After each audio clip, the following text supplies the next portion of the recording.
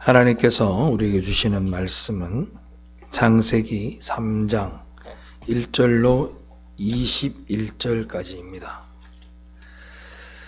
창세기 3장 1절로 21절, 좀 길지만 우리 한 절씩 교독하겠습니다. 내용을 다들 아시는 내용이겠지만 내용을 생각하시면서 같이 읽었으면 합니다. 3장 1절부터 읽겠습니다. 그런데 뱀은 여호와 하나님이 지으신 들짐승 중에 가장 간교하니라. 뱀이 여자에게 물어 이르되 하나님이 참으로 너희에게 동산 모든 나무의 열매를 먹지 말라 하시더냐. 여자가 뱀에게 말하되 동산 나무 열매를 우리가 먹을 수 있으나요? 동산 중앙에 있는 나무의 열매는 하나님의 말씀에 너희는 먹지도 말고 만지지도 말라. 너희가 죽을까 하노라 하였느니라. 뱀이 여자에게 이르되 너희가 결코 죽지 아니하리라. 너희가 그것을 먹는 날에는 너희 눈이 밝아져 하나님과 같이 되어 선악을 알 줄 하나님이 아심이니라. 여자가 그 나무를 본즉 먹음직도 하고 공원직도 하고 지혜롭게 할 것 감추기도 한 나무가지니라. 여자가 그 열매를 따먹고 자기와 함께 있는 남편에게도 주매 그도 먹은지라. 이에 그들의 눈이 밝아져 자기들의 벗은 줄을 알고 무화과나무 잎을 엮어 치마로 삼았더라. 그들이 그날 바람이 불때 동산에 들으니 여호와 하나님의 소리를 듣고 아담과 그의 아내가 여호와 하나님의 낯을 피하여 동산 나무 사이에 숨은지라. 여호와 하나님이 아담을 부르시며 그에게 이르시되 네가 어디 있느냐. 이르되 내가 동산에서 하나님의 소리를 듣고 내가 벗었으므로 두려워하여 숨었나이다. 이르시되 누가 너희의 벗었음을 네게 알렸느냐. 내가 네게 먹지 말라 명한 그 나무 열매를 네가 먹었느냐. 아담이 이르되 하나님이 주셔서 나와 함께 있게 하신 여자 그가 나무 열매를 내게 주므로 내가 먹었나이다. 여호와 하나님이 여자에게 이르시되 네가 어찌하여 이렇게 하였느냐. 여자가 이르되 뱀이 나를 꿰므로 내가 먹었나이다. 여호와 하나님이 뱀에게 이르시되 내가 그에게 하시었으니 내가 모든 가축과 들의 모든 짐승보다 더욱 저주를 받아 배로 다니고 살아있는 동안 흙을 누르리니 내가 너로 여자와 원수가 되게 하고 내 후손도 여자의 후손과 원수가 되게 하리니 여자의 후손은 내 머리를 상하게 할 것이요 너는 그의 발꿈치를 상하게 할 것이니라 하시고 또 여자에게 이르시되 내가 내게 일어난 고통을 크게 하였으니 내가 수고하고 자식을 낳을 것이며 너는 남편을 원하고 남편은 너를 다스릴 것이니라. 아담에게 이르시되 네가 내 아내의 말을 듣고 내가 네게 먹지 말라 한 나무의 열매를 먹었은즉 땅은 너로 말미암아 저주를 받고 너는 내 평생에 수고하여야 그 소산을 먹으리라. 땅이 내게 가시 전부가 먹을 피를 낼 것이라. 너희가 먹을 것을 밭에 채소인지 내가 흙으로 돌아갈 때까지 얼굴에 땀을 흘려야 먹을 것을 먹으리니 네가 그것에서 죄함을 입었음이니라. 너는 흙이니 흙으로 돌아갈 것이니라 하시니라. 아담이 그의 아내의 이름을 하와라고 불렀으니 그는 모든 가자와 고난이가 되니더라. 다 같이 봉독합니다. 여호와 하나님이 아담과 그의 아내를 위하여 가죽옷을 지어 입히시니라. 아멘. 할렐루야. 우리는 지난주에 아담의 갈빗배에서 비롯되는 하와의 창조에 대해서 말씀을 살펴보았습니다. 아담의 갈빗배를 통하여 나온 하와의 창조는 단순히 하나님께서 아담의 돕는 배필을 만들어 주시는 사건이 아니라 예수 그리스도로 말미암아 생겨지게 될 교회에 대한 그림을 미리 보여주는 것이라고 제가 여러분들에게 말씀을 드렸습니다. 오늘 본문은 그 십자가 사건이 조금 더 선명한 그림으로 설명되어져 있는 장면입니다.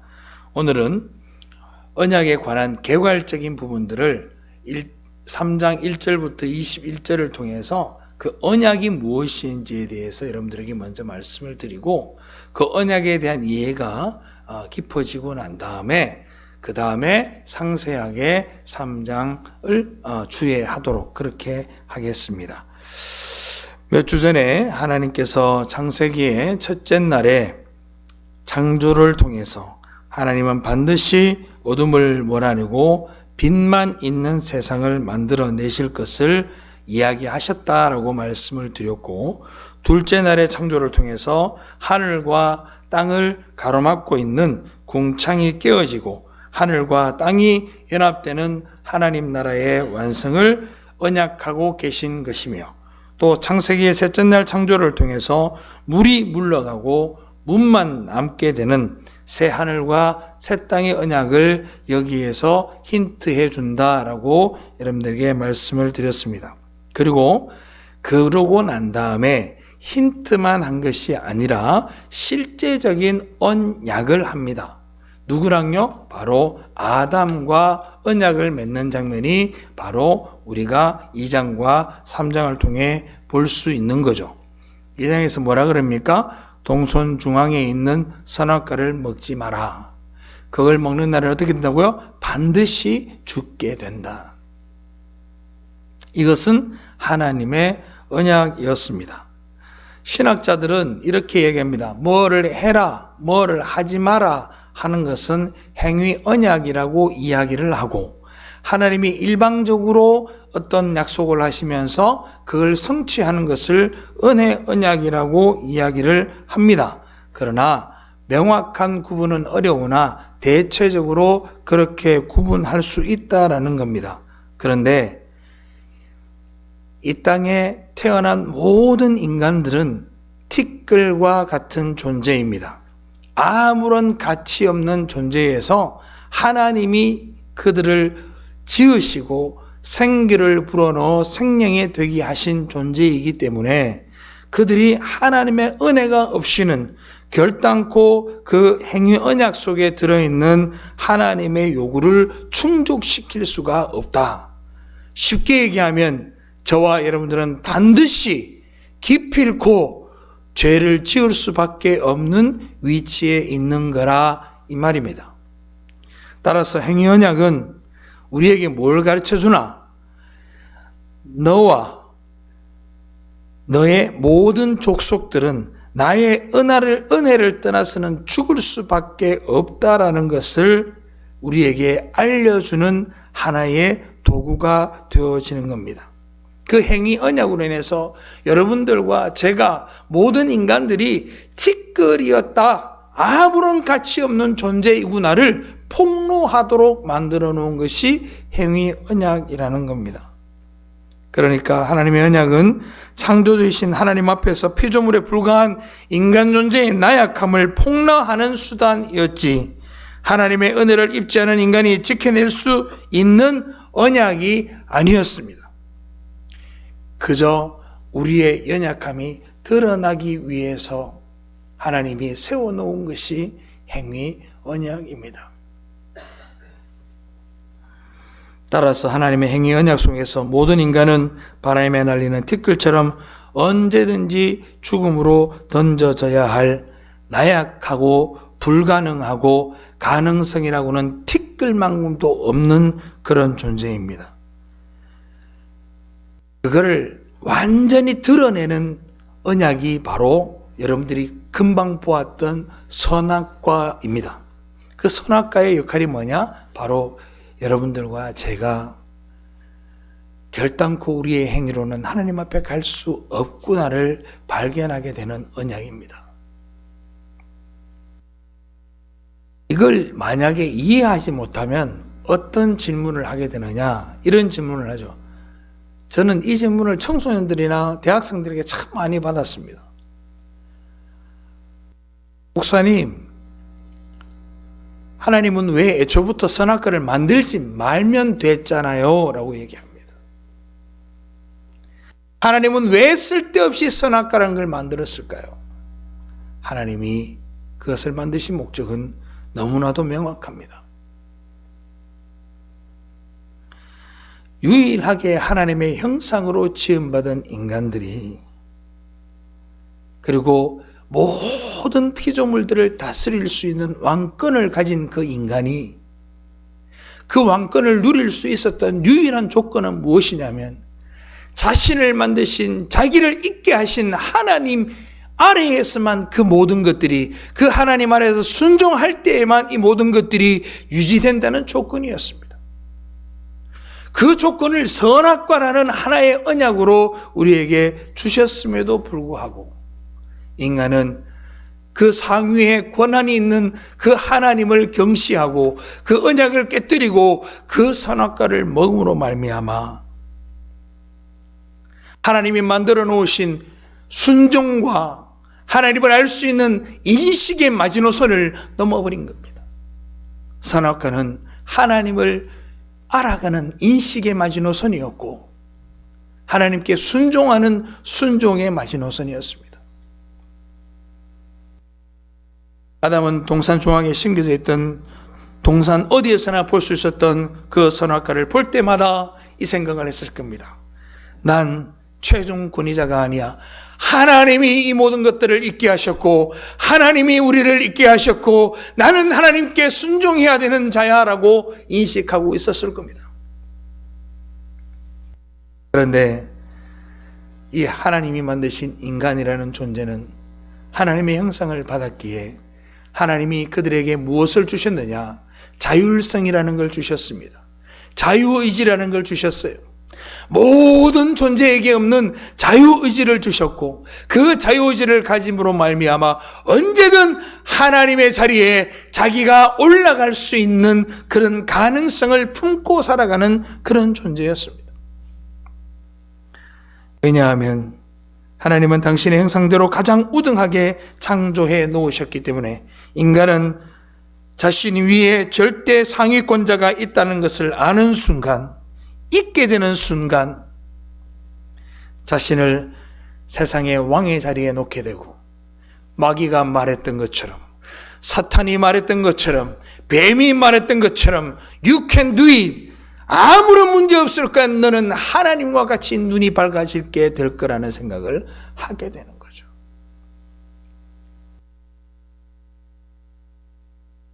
그런 생각을 가지고 선악과를 먹게 되었을 때 하나님은 그들이 행위 언약을 깨도록 그냥 내버려 두십니다. 저는 어렸을 때요, 성경을 보면서 아까 물었던 왜 선악과를 잊게 하셨을까라는 질문도 던졌지만 이 장면에서 저는 이 질문도 던졌습니다. 하나님, 하와가 먹는 건 됐는데요, 아담이 딱 먹으려고 할 때 하나님이 새를 보내갖고 탁 치면 안 먹을 수 있었잖아요. 이런 생각도 해보았습니다. 그런데 하나님은 그들의 자율성을 막지 않으셨습니다. 여기서 또 다른 질문 하나를 던집니다. 성경은 우리를 창세전에 택했다고 이야기를 합니다. 그렇다면 하나님은 왜 창세전에 택해진 자기의 백성들이 타락하고 저주를 받아 고통의 삶을 살도록 그냥 내버려 두셨을까? 왜 그럴까요? 하나님은 단 하나의 목적이 계시는 거예요. 하나님의 삶을 떠난 그 저주의 삶이 얼마나 고통스럽고 얼마나 힘든 삶이며 그것이 죽음의 삶이라는 것을 우리가 경험하기를 원하셨던 겁니다. 왜요? 그 고통의 삶을 알아야만 하나님께 있는 것이 얼마나 큰 복인지, 하나님의 나라에 거하는 것이 얼마나 큰 은혜인지, 하나님이 나를 지켜주신다는 것이 얼마나 감사한 것인지를 깨달을 수 있기 때문입니다. 세상에 하나님을 알지 못하는 사람들은 인생 다 그런 거 아이가? 라고 대충 살아갈 수 있을지 몰라도 하나님의 백성들은 하나님의 은혜를 떠난 자들의 삶이 얼마나 고통스럽고 참혹한 것인지를 자신의 삶을 통해 직접 경험하게 되는 겁니다. 그리고 누구를 찾습니까? 하나님을 찾게 되는 겁니다. 그런데 그렇게 죽음을 향해 달려갈 수밖에 없는 모든 인간들 중에 하나님이 창세전에 택하여 부르신 생명책에 기록해 놓은 하나님의 백성들이 있습니다. 그 사람들이 누구입니까? 바로 저와 여러분들 같은 예수 믿는 자들입니다. 그 은혜를 우리가 받은 거예요. 하나님은 그렇게 죽음 속에서 고통을 경험하는 당신의 백성들에게 뭘 알려주느냐? 얘들아, 너네는 절대 행위언약 안에서 구원받을 수 없단다. 내가 은혜의 언약으로 너희를 택하여 부르고 너희를 하나님의 나라로 인도하여 줄 것이니 그것이 복음이다 라고 우리에게 말씀해 주고 있는 겁니다. 그리고 뭐라 그래요? 너희들도 원래는 저 행위언약을 지키지 못한 자들처럼 다 죽어야만 했던 존재란다. 비록 너희들은 그렇게 나약하고 불가능한 존재들이지만 나는 내 백성들을 그냥 두고 볼 수 없어서 생명나무 열매 먹는 자로 십자가를 통해 너희를 구원하고자 한다. 그것이 여러분 한 사람 한 사람에게 주신 하나님의 은혜이며 그게 십자가의 복음입니다. 그래서 선악과를 따먹은 아담과 하와에게 저주를 내리시는 와중에 우리가 잘 알고 있는 원시 복음이라는 구절이 3장 15절에 들어가 있는 거예요. 한번 읽어봅시다. 시작. 내가 너로 여자의 원수가 되게 하고 내 후손도 여자의 후손과 원수가 되게 하리니 여자의 후손은 내 머리를 상하게 할 것이요 너는 그의 발꿈치를 상하게 할 것이니라 하시고 아멘. 그러니까 성경은 전체가 하나님께서 어떻게 행위언약 속에서 죽어야 할 당신의 백성들, 즉 선악과로 인하여 죽게 된 그 자들이 하나님께서 은혜의 언약으로 생명나무의 실과를 먹는 백성으로 인도해 나가는 것인가를 설명해 주고 있는 책이 바로 성경책입니다. 그것이 창세기부터 해서 요한계시록까지의 맥락을 이어가고 있는 거예요. 모든 것이 하나님의 언약입니다. 우리는 자율성을 가지고 죽음을 향해 달려갈 수밖에 없고 하나님이 아닌 내가 하나님 되려는 존재였지만 은혜 언약을 통하여 온 우주와 세계의 주인인 한 분 하나님밖에 없다는 것을 알게 하심으로 불가능한 자였던 우리에게 하나님의 선물로 생명나무로 실과를 먹게 해 주신 것이 바로 우리가 받은 은혜입니다. 그걸 깨달은 사람들은요, 뭘 하죠? 하나님 앞에 감사하고 찬양하고 영광 돌리고 그걸 우리가 뭐라고 한다? 따라합시다. 구속의 은혜.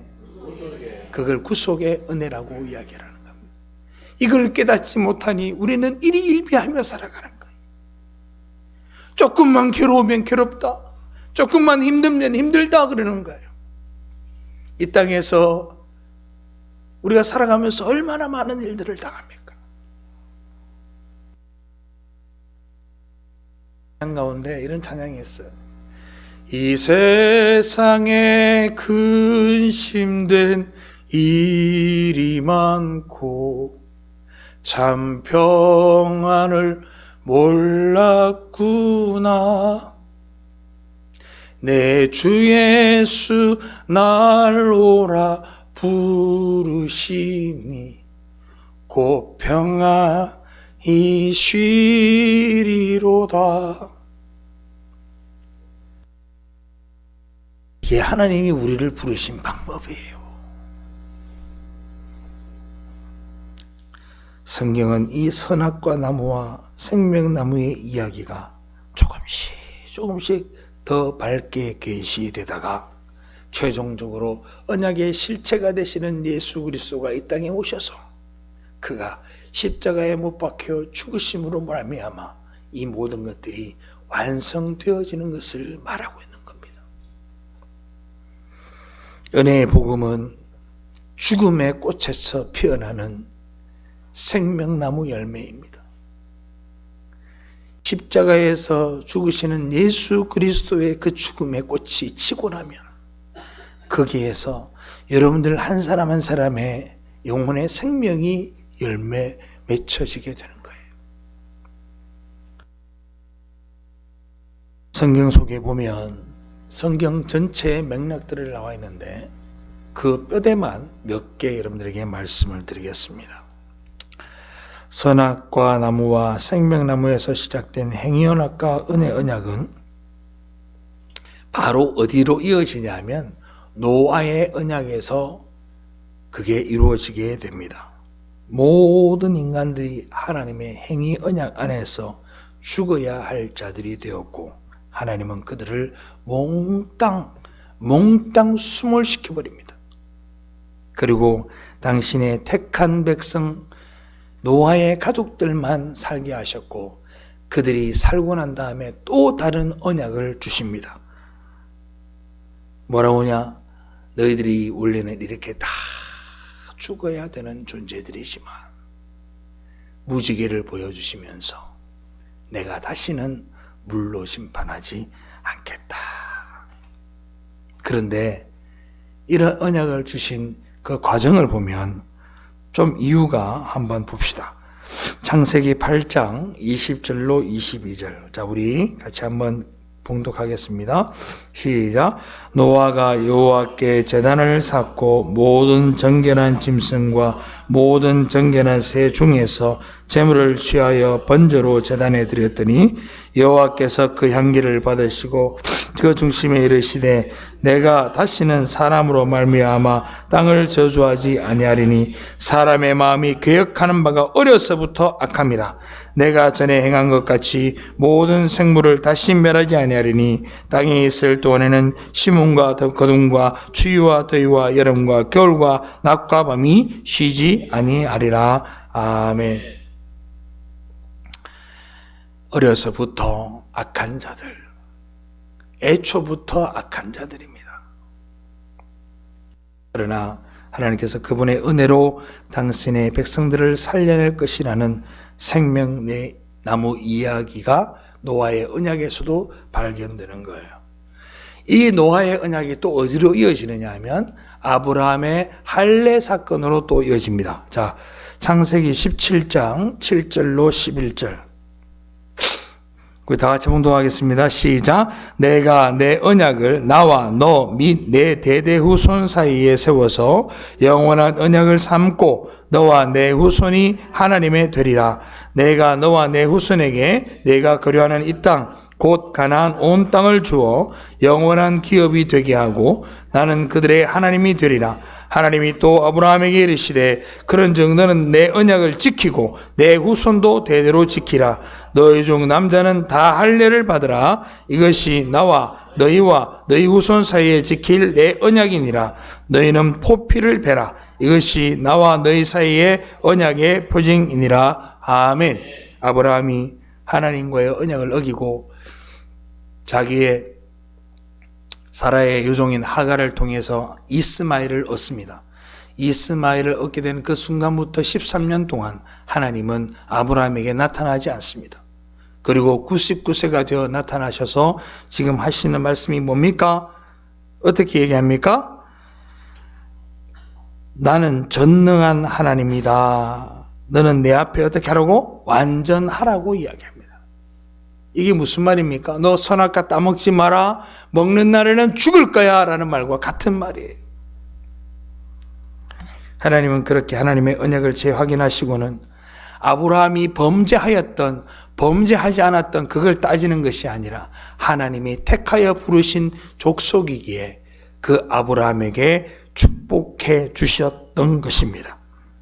하나님의 말씀에 순종하지 않는 죄인인 아브라함에게 그의 행위와 관계없이 복을 부어주신 거예요.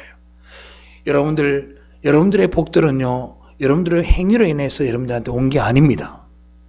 여러분들의 건강, 여러분들이 가지고 있는 명성, 여러분들이 가지고 있는 물질적인 축복, 여러분들이 하고 있는 모든 비즈니스와 사업들, 그 모든 것은 하나님이 여러분들에게 주신 줄로 믿으시기 바랍니다. 여러분들은 그런 복을 받을 자격이 없어요. 하나님 앞에 서면요, 다 불에 다 죽어야 될 인간들이에요. 지금까지 지내온 것이 하나님의 은혜 아닌가요? 여러분들이 여기에 서서 또 혹은 누군가에게 하나님의 은혜를 이야기하며 왜 인생을 그렇게 사느냐고 말할 수 있을 만한 자격이 여기에 앉아있는 여러분들에게 있을까요? 방탕하고 피폐하여 절망해 살아가고 있는 그들을 향해 손가락질하며 당신들은 왜 인생을 그렇게 살아가느냐고 말할 수 있는 자격이 우리에게 있습니까? 그 모습이 원래 저와 여러분들의 모습 아니었던가요?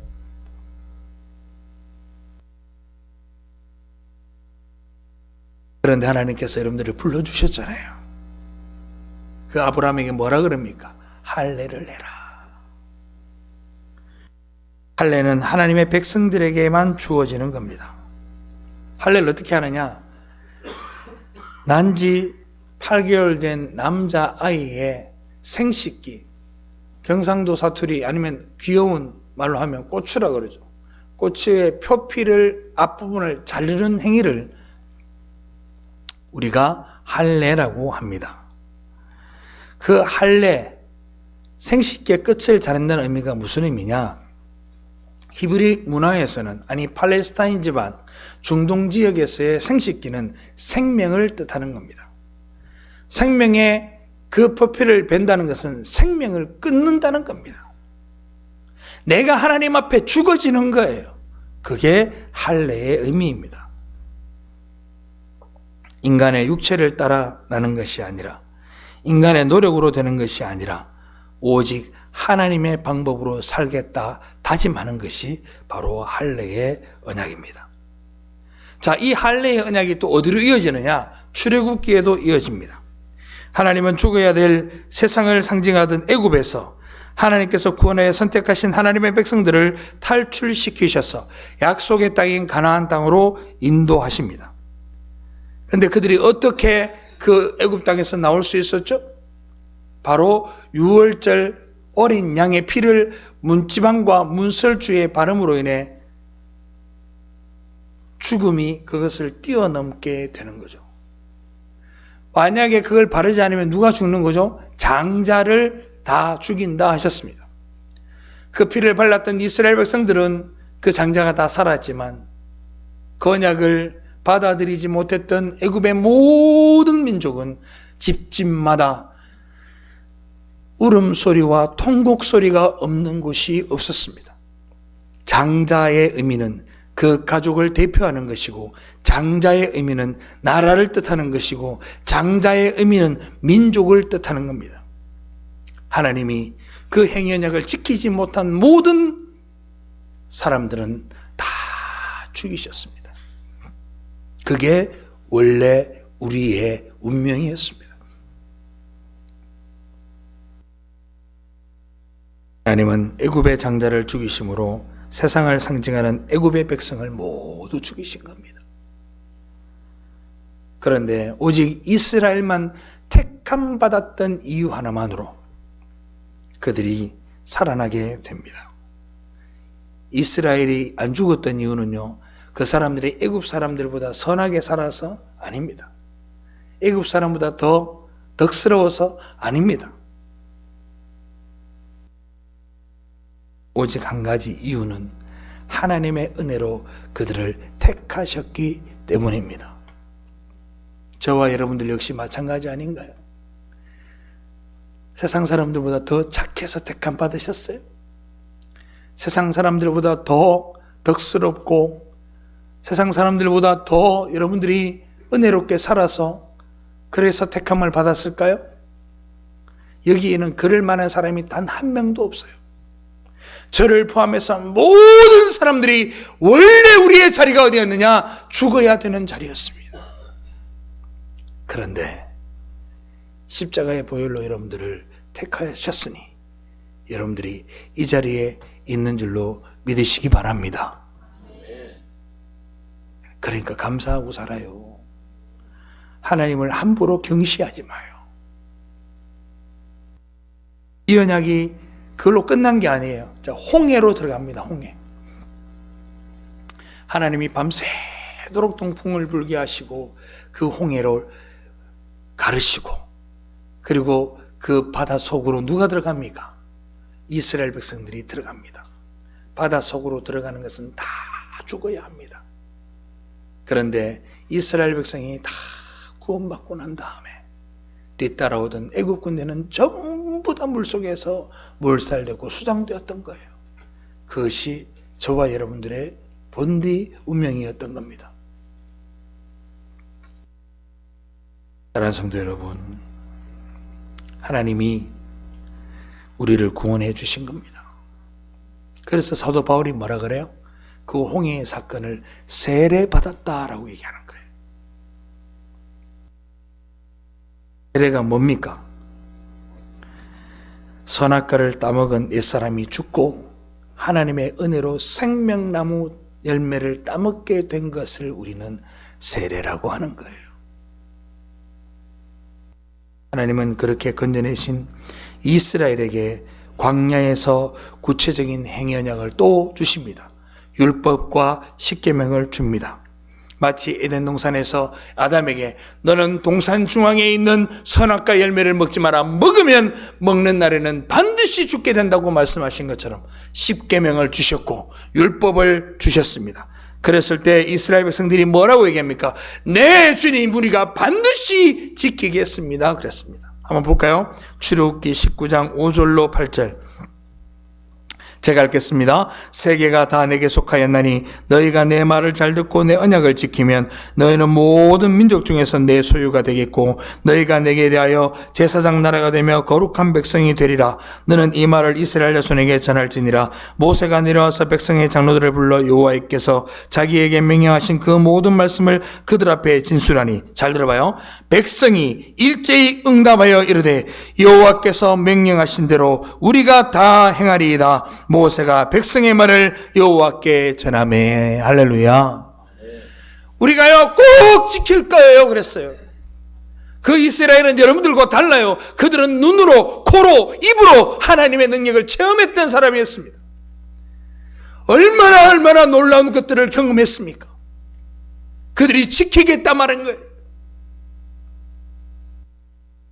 지키겠다 말만 한 게 아닙니다. 자, 24장 4절로 8절 제가 읽겠습니다. 모세가 여호와의 모든 말씀을 기록하고 이른 아침 일어나 산 아래에 제단을 쌓고 이스라엘 12지파대로 12기둥을 세우고 이스라엘 자손의 청년들을 보내어 여호와께 소와 번제와 화목제를 드리게 하고 모세가 피를 가지고 반은 여러 양푼에 담고 반은 제단에 뿌리고 언약서를 가져다가 백성에게 낭독하여 듣게 하니 그들이 이르되 여호와의 모든 말씀을 우리가 준행하리이다. 모세가 그 피를 가지고 백성에게 뿌리매 이르되 이는 여호와께서 모든 말씀에 대하여 너희와 세우신 언약의 피니라. 아멘. 말로만 한 게 아니에요. 하나님 앞에 제물을 드리고 그 피를 자기가 뒤집어 쓰면서 피로 언약을 했단 말이에요. 피로 맹세했단 말이에요. 그리고 그들이 지켰습니까? 그 결과가 어떻게 됐죠? 지키지 못했습니다.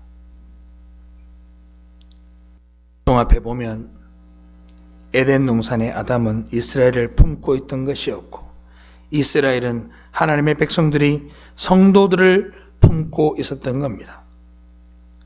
하나님은 지키지 못하는 그 언약들을 바라보면서도 그럼에도 불구하고 그분의 언약의 언약대로 이스라엘을 가나안에 들어가게 해 주신 거예요. 할렐루야. 여기에 누가 등장하느냐? 가나안 땅에 들어가게 한 인도자가 누구였습니까? 모세가 아니었습니다. 행위 언약의 리더가 누구였느냐? 바로 모세였다면 은혜 언약의 리더가 누구냐? 바로 여호수아입니다. 여호수아를 히브리어로 보면 예수아로 되어 있습니다. 헬라어로 번역하면 예수가 됩니다. 바로 주님을 통해 가나안 땅에 주님을 통해 하나님 나라로 끌고 가실 것을 여기에서 이미 우리에게 약속해 주신 거예요. 이것이 하나님이 우리에게 주신 은혜입니다. 그 십자가의 이야기, 그 이야기가 또 어디에 적용이 되느냐? 다윗의 언약에서는 한 국가에게 적용이 됩니다. 하나님의 언약은 에덴 동산의 아담과 하와에게만 주어진 것이 아니라 하나님 나라의 모든 백성에게 주어진 것임을 다윗의 언약에서 나타나고 있습니다. 자, 사무엘하 7장 15절로 16절. 자, 우리 다 같이 한번 읽어볼까요? 시작. 내가 네 앞에서 물러나게 한 사울에게서 내 은총을 뺏은 것처럼 그에게서 빼앗지는 아니하리라. 내 집과 내 나라가 내 앞에서 영원히 보존되고 내 왕위가 영원히 경고하리라 하셨다 하라. 아멘. 선지자를 통해 다윗에게 찾아가서 있잖아. 다윗이 성전을 지으려고 막 했던 거예요, 하나님 앞에. 그러니까 성전 짓지 말라고 하면서 내가 너의 가문을 영원토록 존귀케 하겠다, 이렇게 약속해 주시는 장면이 오늘의 말씀입니다. 그럼 누가 성전을 지어요? 누가요? 솔로몬이 짓죠, 솔로몬. 솔로몬이 원래 샬롬에서 어원이 비롯된 평강의 왕이라는 뜻입니다. 그 솔로몬의 가문이 계속해서 다윗의 가문이 이어지는 게 아닙니다. 그건 예수 그리스도를 의미하는 거예요. 평강의 왕이신 그 예수 그리스도로 인하여 하나님의 백성들이 하나님의 나라에 이르기까지 영원토록 이어질 것을 하나님이 약속해 주신 장면이 바로 오늘 이 다윗의 언약에 나타나는 거예요. 사랑하는 성도 여러분, 예수 그리스도에 의해 세워질 은혜의 나라, 영원한 하나님의 나라라, 그것이 바로 예수 그리스도가 세우신 하나님의 나라이며 그 나라의 백성이 저와 여러분들이라는 것을 믿으면 아멘 합시다. 믿으면 아멘. 정말 이걸 믿으셔야 되는 거예요.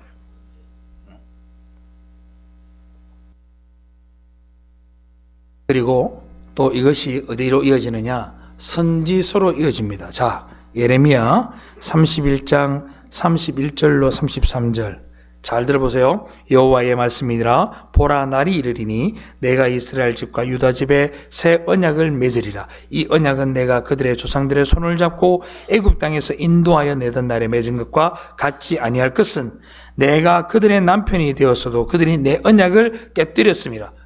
행위 언약에 대해서 그들이 깨뜨렸다고 얘기하는 거예요. 그런데 보세요.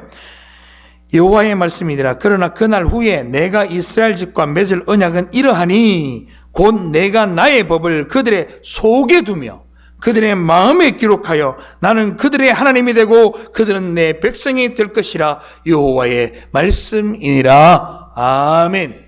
이걸 새 언약이라고 하는 거예요. 할렐루야. 하나님은 선지자들을 통해서 무슨 얘기를 합니까? 이스라엘 백성의 악함을 계속 지적하고 계신 거예요.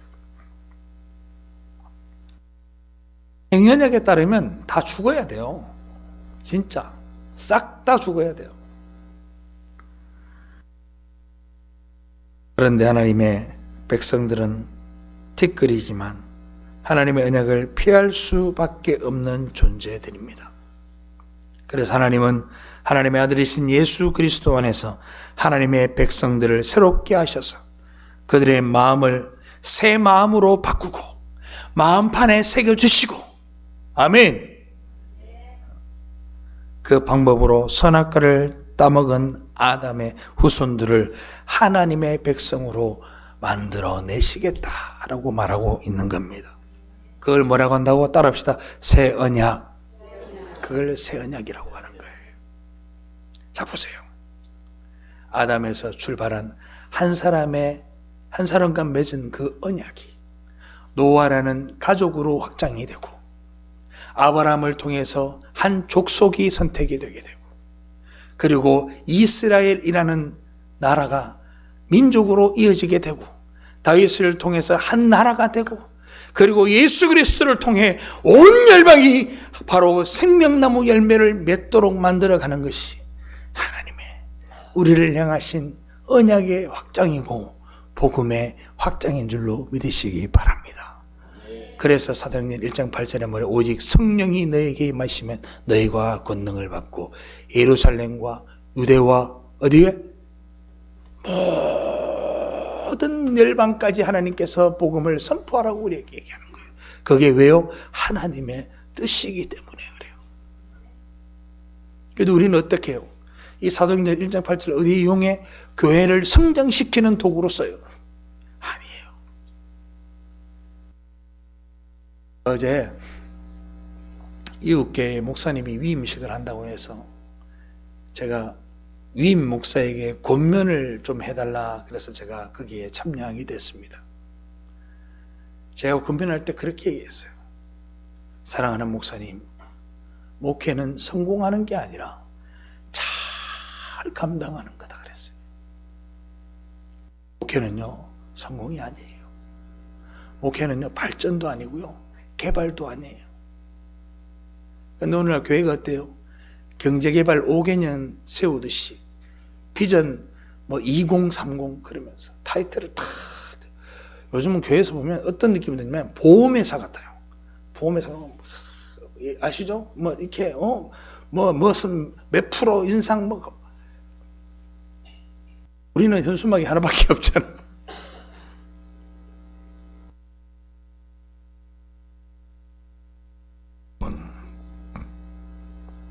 우리는 끝끝내 행연약을 지킬 수 없습니다. 그렇기 때문에 언약의 필요성을 더욱더 우리가 잘 가지고 있어야 합니다. 예수님이 드디어 육신을 입고 이 땅에 오셔서 에덴 동산에부터 시작해서 구약 성경 전체적으로 점진적으로 반복적으로 우리에게 알려주었던 그 행위 언약과 은혜 언약이 십자가에서 어떻게 성취되는지를 우리에게 알려준 거예요. 주님께서 십자가에서 발가벗겨져서 모든 부끄러움을 감당하셨기에 그 어린 양의 피로서 여러분들이 가죽옷을 입게 되고 여러분들의 모든 그 부끄러움을 하나님이 가려주신 거예요.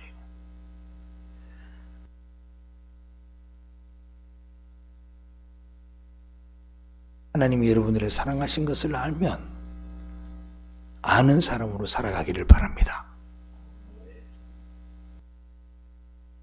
주님께서 십자가에서 그러잖아요. 엘리 엘리 라마 사박다니, 아버지 아버지 어찌하여 나를 버리시나이까. 그 고백은 여러분들이 죽어가면서 뱉어야 될 고백의 내용이었어요. 그런데 주님이 십자가에서 대신 나의 하나님 어찌하여 나를 버리시나이까 라고 고백했었던 겁니다. 그 죽음으로 인하여, 그 십자가의 피 흘림으로 인하여, 그리고 그가 3일 만에 부활하심으로 인하여 우리가 그 은혜 언약의 당사자가 된 거예요. 로마서 4장 25절 우리 다 같이 한번 봉독하겠습니다. 시작. 예수는 우리가 범죄한 것 때문에 내줌이 되고 또한 우리를 의롭다 하시기 위하여 살아나셨느니라. 아멘. 그 결과 선악과 나무가 사라진 생명나무만 있는 하나님의 나라가 완성이 되게 된 겁니다. 성경이 말하는 십자가 복음이 무엇인지 이제 좀 여러분들이 아시겠나요?